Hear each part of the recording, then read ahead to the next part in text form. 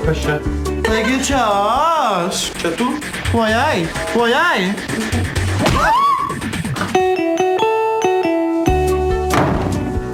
Ir vėl tu čia? Nu, vaginugi taip, ką? Tau žiūri nelabai daina, ką? Ajajai. Oja. Labas. Sveikas. Labą dieną. Aš tavęs negaliu niekaip suprasti. Tu ką, idiotas? Ne, o tai kas yra, kas jums nepatinka? Man kas nepatinka? Man nepatinka, kad tu vaikštai pas mano žmoną!